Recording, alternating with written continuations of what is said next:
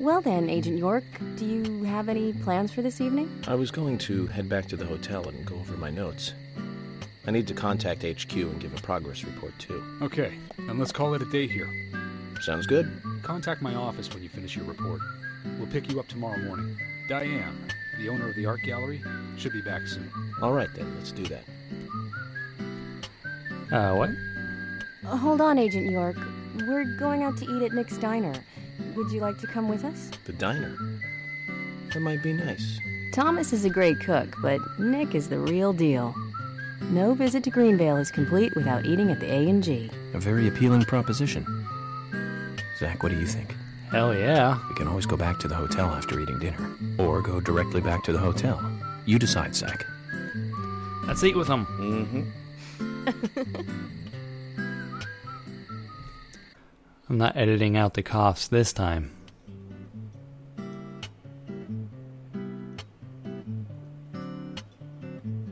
I've been sheriff here for a long time now, and this is the worst murder I've ever seen. And I've seen much Our better town murders. is a little odd in some ways, but it's usually a peaceful place. We had our fair share of cases, but just the regular stuff. A high school kid shoplifting from the milk barn, maybe? Or some hot-headed kids fighting, fueled on liquor? Nothing more than that. Agent York, what kind of cases have you dealt with in the past? Not much different from those you've just mentioned. The case I was on until last month, well, the guy killed 7 girls in a 3-month period. He sawed their heads off from the neck and took them back to his house. His He face. cleaned the skulls up and used them as utensils in his daily life, to eat from or as a urine cup. It's weird. He hated women. That was his way of dealing with it. He'd fill skulls with ice, cola, and rum, then he'd down it in one gulp. For him, that was a holy ritual. Oh, I need to shave. The question of his mental state was the pivotal point in the court case. Oh, man. For me, he was insane. 100%. Drinking from the skulls, well, that is one thing, but those he had used to relieve himself, he would then just use them to drink from, too. Yeah, that was too much for me. It's just not sanitary. Thanks for telling that story over dinner. Not sanitary. That's probably not the problem for most of us. What else? Well said. Ah, yes. An ingenious law school student raped over 800 victims. Shit. That was a nasty one. Thank you, Agent York. Now, let's talk about something else. Thank you, You don't Emily. want to hear anymore? That's a shame, isn't it, Zach? I was just about to get to the good part, too. There's no good part of rape. You live in a totally different world. I mean, you're like an elite agent who just jumped out from a movie or something. In your eyes, we must look like we're just playing cops and robbers. I give up. I can't compete with you. Yes, you can. Don't You say don't that, tell Emily. creepy stories over dinner. The cases you have solved are all full-fledged crimes. A crime is a crime. Size doesn't matter. There is no big and small. Crimes always have a criminal and a victim. No victim will ever welcome a crime, no matter what its size. So, fundamentally, there is no difference in size. Well said, Agent Morgan. We work day and night to preserve peace and order in this town. You understand that, right? Dig. Of course.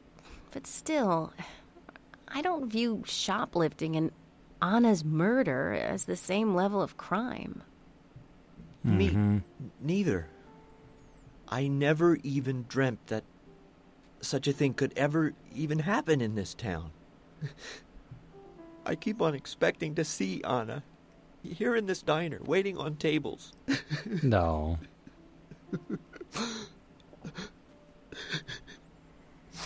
Excuse us, Agent Morgan. We should have made dinner a more uplifting experience. It was Let's call Agent it a night. Morgan who started Okay. talking about rapes Good and night. murders. Saw this one quickly, eh?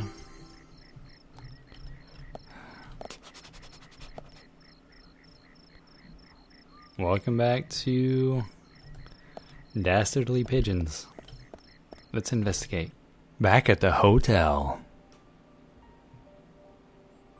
Typewriters. Everywhere you look. As long as you look on Agent York Morgan's desk.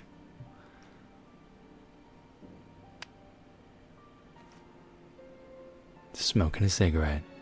Looking fly with that whack-ass beard. Actually kind of starting to like it. I think I won't shave. Okay then, Zach. What's up? Let's go back over our progress. 10-4, buddy. First, the victim, Anna's death. Mm-hmm. She was found hanging from a tree in the forest. Mm-hmm. She was cut open with a knife from her chest down to her stomach. That was the direct cause of death. Hmm. The strangulation marks and skull fracture were caused after death. Hmm.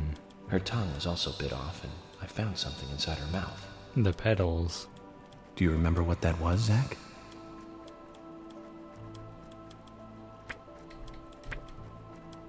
Oh, it was a seed. That's right. We found the same red seed in her mouth. According to Emily, it was raining when Anna was killed, but traces of tears were still evident on her face. Which means the perpetrator killed Anna under a roof in the lumber mill, Right. and then carried her body into the woods after it stopped raining. But why would he do that? We found numerous important pieces of evidence at the site of the crime. A total of 4 things. Knee prints in the grass. Mm-hmm. A wood chip with metal dust. Mm-hmm. A photo of a man with a tattoo on his back, and one other thing. Do you remember what that was, Zach? No, but I'm sure this prompt will help me remember. Wasn't there... Oh yeah, it's a shoe. That's right, a broken stiletto heel. Aligning this with the other evidence suggests that 2 people came into contact with Anna's body prior to it being discovered by us. Those being the perpetrator who killed Anna and Miss Stiletto Heel. If they're even There different. is also the possibility that a third party carried Anna to the woods. That means we could be dealing with 3 people. 2 or 3 people. In any case, Miss Stiletto Heel may have vital information. We need to find her next. Oh, Diana. Didn't use forensic methods, but we're still closing in on the criminal.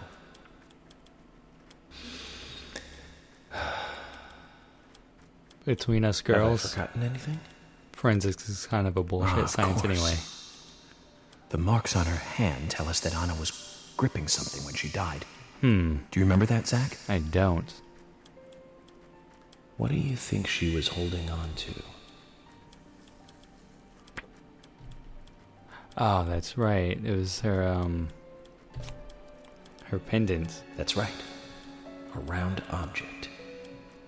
The marks on her hand suggest a peace mark.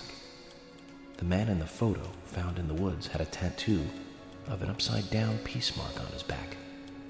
These 2 could well be related. But we don't know for sure. Good looking. Next, the townfolk. A few are worthy of special attention. Carol McLean, the singer and bar owner. She's Thomas's sister. Then there's Nick Cormack, the owner of the diner. Both of them seem to be hiding something. Word. There's Diane, the owner of the art gallery, who's out of town. Supposedly. Then we have problematic, old, rich, and eccentric Harry. Mm-hmm. Both will be tough to crack. I love crack. Well, we just have to go one by one. Indeed. I've been thinking, one of the biggest rewards here is the fantastic food. Enjoying food is cultural, and yet it's also a bit uncivilized. It's interesting how good food motivates me to work harder during investigations. Oh, and on Emily's back, it was strange to me. Hey, don't take that the wrong way, Zach. I wasn't getting all excited or anything. But it did make me feel strange. Nostalgic and sad almost. Why?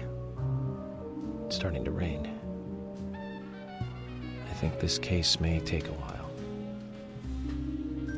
Well, this is just chapter 1, so... Ellie! Lunchtime, Ellie! Oh. I'll eat later. You'll eat right now, young lady. You need to listen to your mother.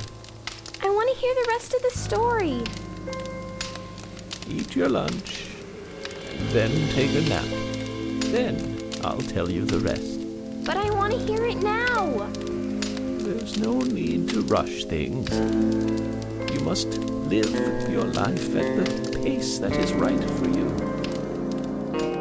Honey! Are you coming? What was with that weird echo?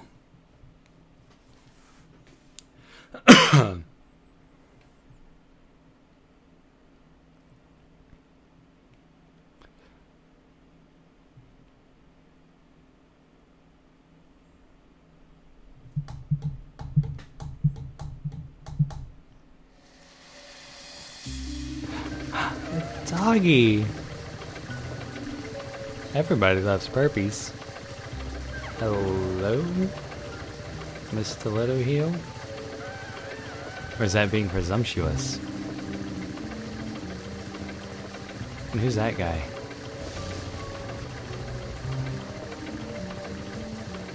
And what's that plant? Instra string.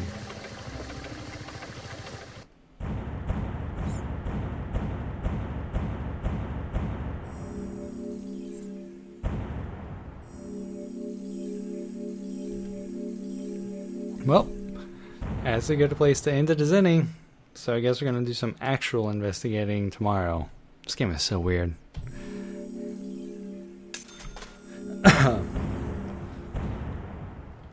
Okay. Well, episode 1 cleared. Achievement unlocked. Hooray. I'm the best. Anyway, see you guys.